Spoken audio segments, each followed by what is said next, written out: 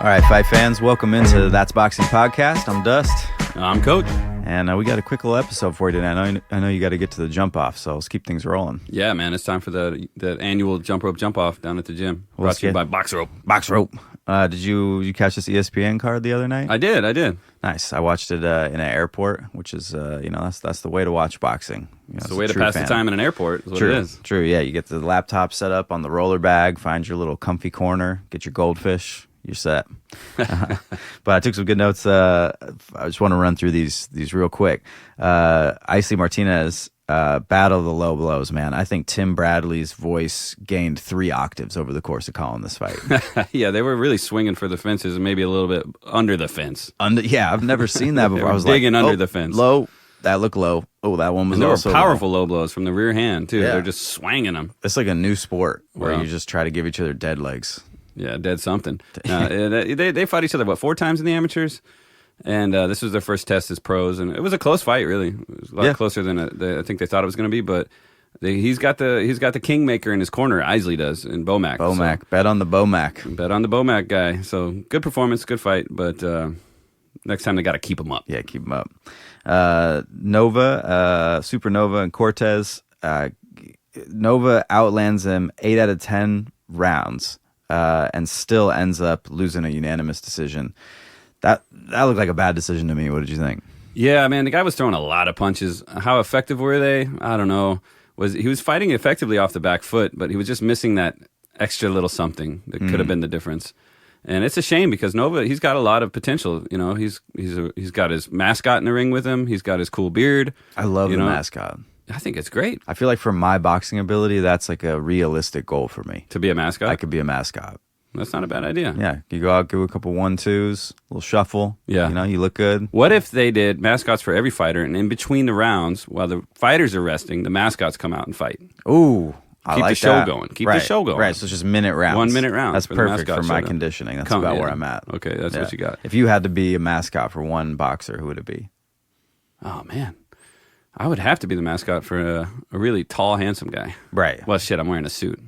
Okay, at least a tall guy. So you just wear a mascot of yourself. Well, who's 6 foot tall, 6'1"? I guess I could be in there. I could be like a...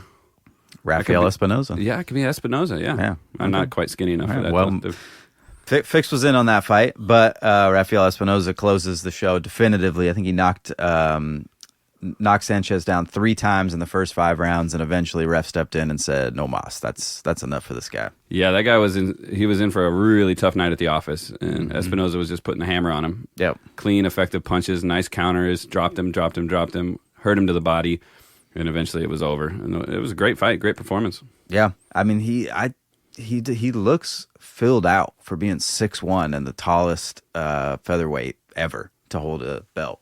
He doesn't look frail. He doesn't look Marfan to me.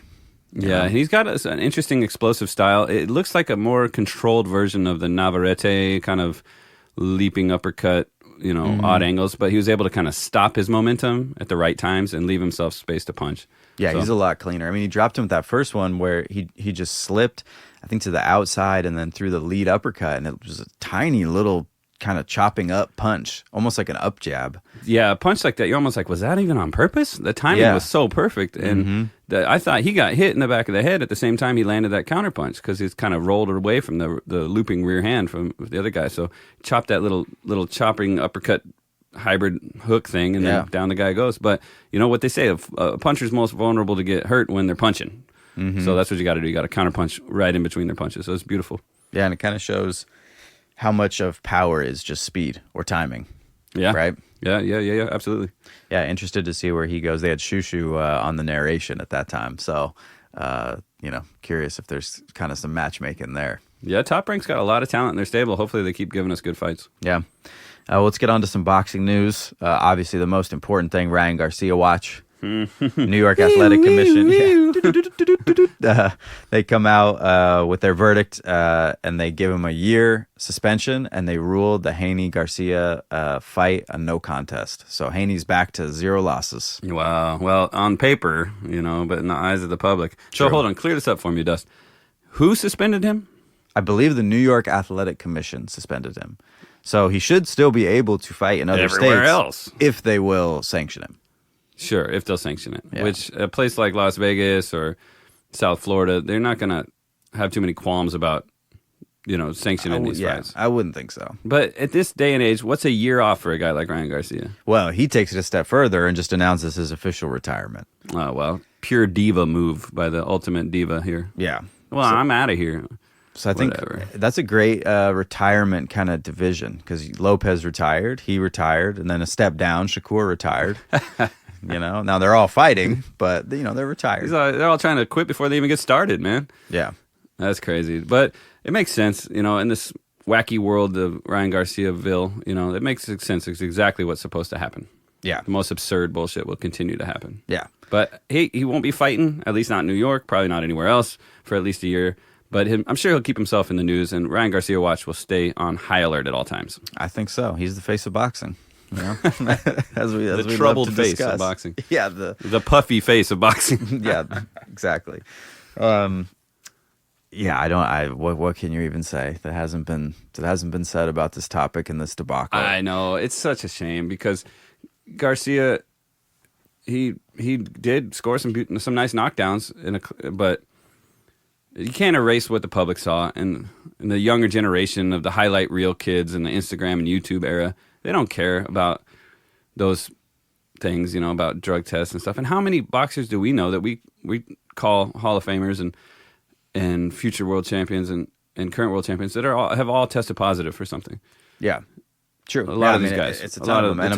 In the top 10, I'd say 90% of them have popped for something. Yeah, and a lot of them still have the public's respect and understanding as legitimate, very skilled fighters. And like what you said, I don't think it takes away the public opinion of Haney's loss. Right? I think Haney's stock remains low based on that performance, even though Garcia's is also low. It's like they both lost out of the fight because Garcia looks like a train wreck, totally undisciplined, loose cannon. Who knows what version of him will ever be anywhere showing up. But Haney got exposed as, okay, you're not Floyd Mayweather. Got it. Because even with 3 pounds overweight and, trace amounts of something that it legitimately could be tainted supplements, how much was, I'm not saying that's what it was. Who knows?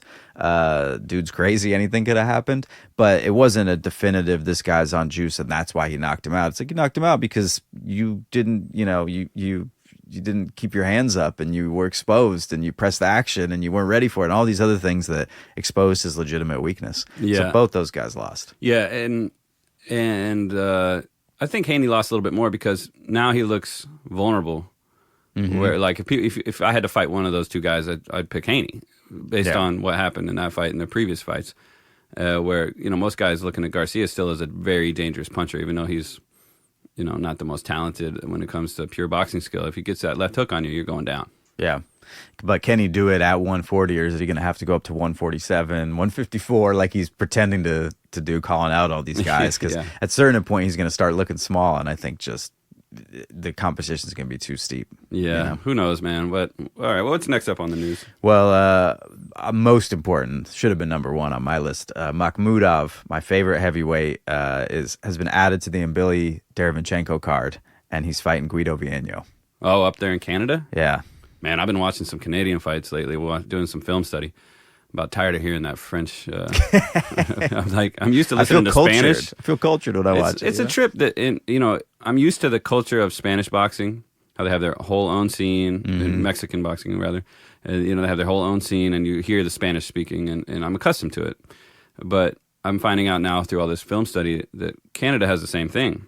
They've got a ton of regional fighters, and all only ever speak French on their broadcasts, in the corner, in the everything. Yeah. The referee, everybody. Yeah. It's like, oh damn, this is a whole French thing just right up the road. Shout out Eye of the Tiger. Yeah. I watch all their fights, man. I think it's an interesting scene. I could see it for us. Dude, I've been working hard on learning Spanish, so when I travel to Mexico, I can be a better cornerman. But here, who knows? Maybe I'll end up there in Canada. You learn Spanish, I'll learn French. We're an international podcast. Yeah, well, that's definitely one way to spread our wings and fly, I can start smoking. I can wear I was going to say I could wear a baguette. That's what happens when we record. Well, you could wear one. You could definitely wear one. Yeah. Whatever I got to do, Quebec. All right, I'm coming for you. Other news, Jack Catterall and Regis Prograis set for 8/24, August 24th. Interesting, Catterall pulls Prograis to Manchester. Dude's got to come across the pond for Eddie Hearn. I think it's a cool fight. Okay, that is a good fight. And a great chance for Prograis to... Well, no, he lost last time he went across the pond, didn't he? He went over there and fought Taylor and lost. He did. And was that his first loss? And then he lost to Haney? That's right. And then, yeah. Well, we'll see what happens over there. Eddie Hearn's definitely getting more brazen with making fighters come to him, though. I mean, I think his kind of whatever lure or cred in the sport is just rising, right? Matchroom putting on bigger and bigger events, and now we can get people over there. Yeah. Well, that'll be an interesting one. I'm looking forward to it. But perhaps not as much as I'm looking forward to 2 cards this weekend. Of course, they got to double stack them on the same night because they just refuse to want people to watch their fights. I don't get it. I don't understand. Can they not coordinate dates? Well, what do we got? We got Miami, and then where's Bam fighting? Is he in California again? I think they're in Phoenix. In Phoenix. Oh, yeah, Glendale. Yeah. Okay. Should have been a Friday night. That's all. But Lopez, Claggett. I think this is an interesting fight. Obviously, I mean, a lot of people will say Lopez grabbed a nobody to fight, and I don't know that he's ranked in the top 10, but Claggett won his last 9 fights, 7 by KO.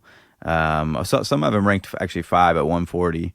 BoxRec does, but he's an experienced fighter. He's got a lot more fights and a lot more rounds than Lopez, and he's taken on all challengers, and his record reflects that, but it also reflects quite a bit of experience.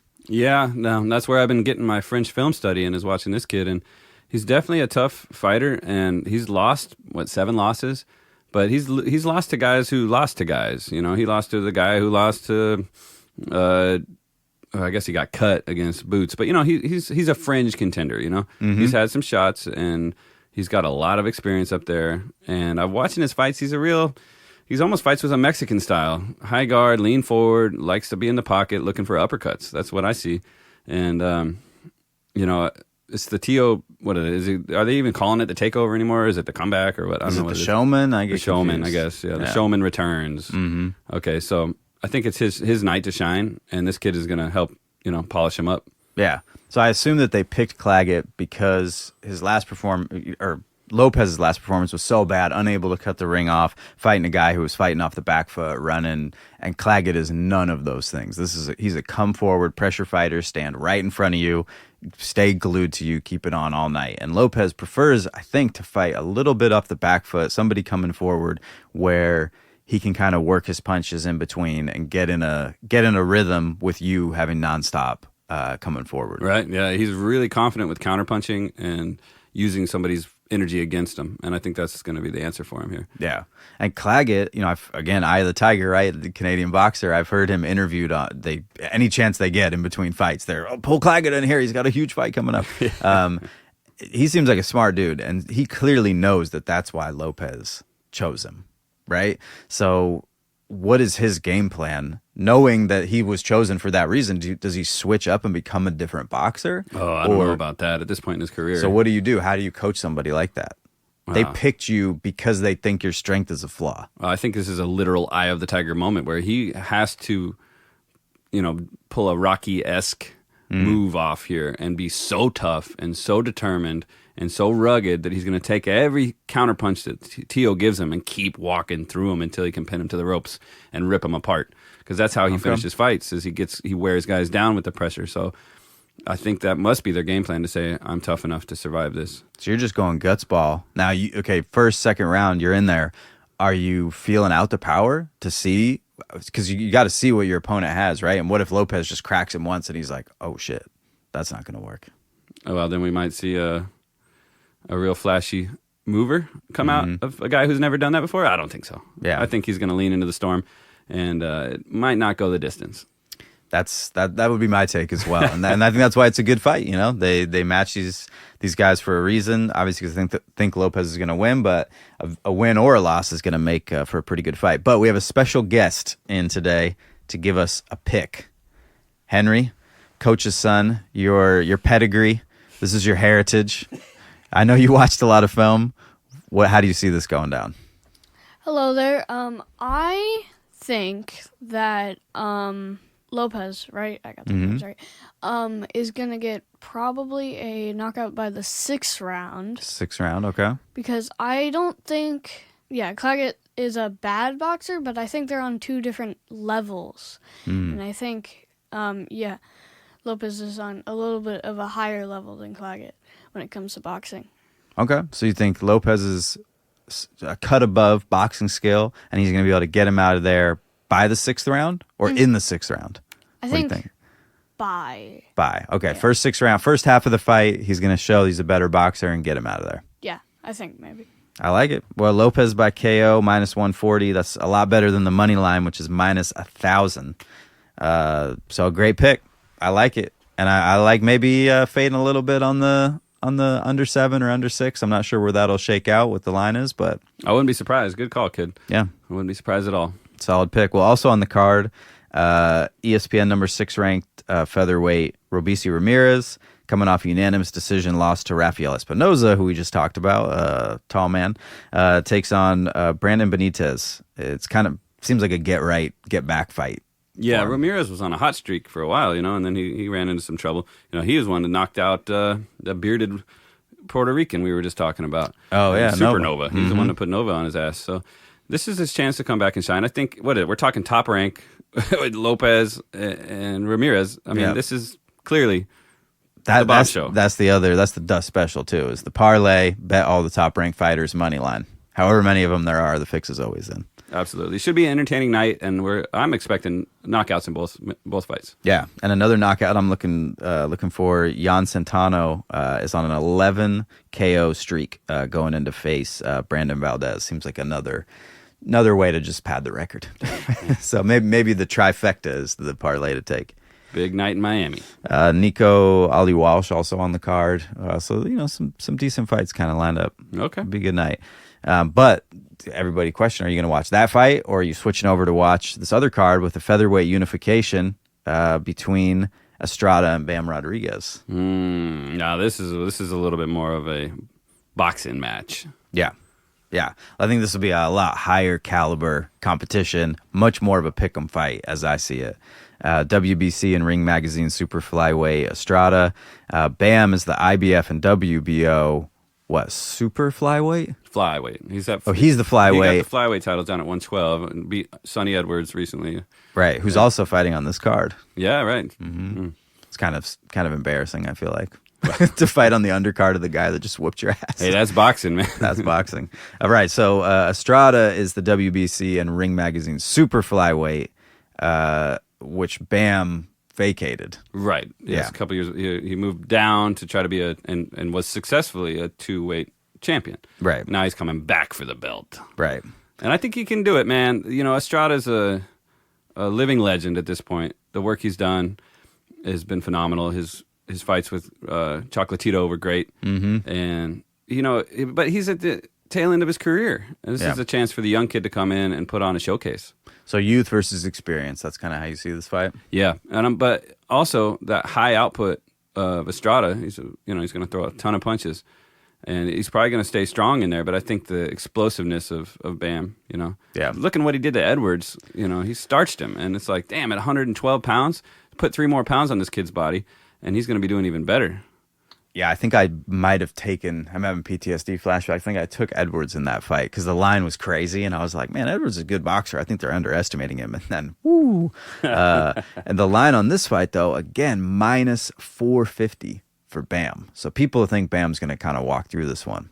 Yeah, I don't know if it'll be a walkover, but I think he's going to win it for sure. But I wouldn't say, I think Estrada's too experienced to get knocked out. Mm-hmm. So I'll predict a decision win for the kid on decision win for Bam. Yeah. I wonder if has Estrada been stopped before?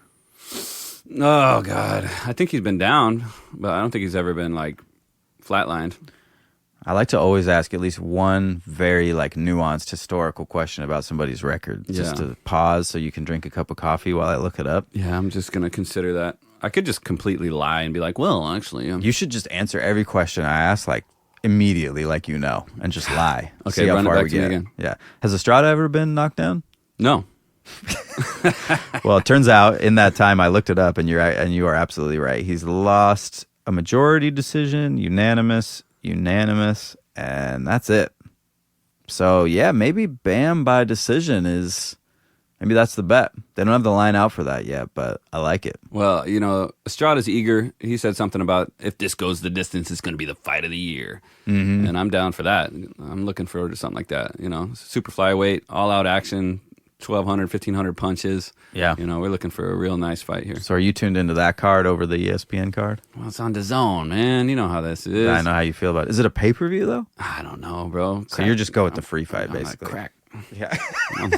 I'm on that crack, brother. This guy's on the crack. I'm on that crack stream. I like how our main competition is sponsored by like ppv.com and we're sponsored by like Pirate Bay. Yeah, dude.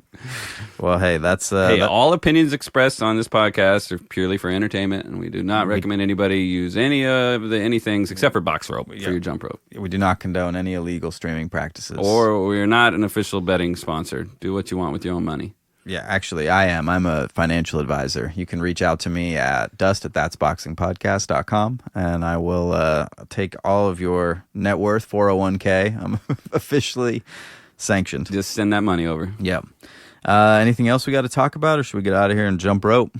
Well, it's about that time, man. We got to go hit the rope. All right, y'all. I'm Dust. I'm Coach. Henry. And that's boxing. That's boxing.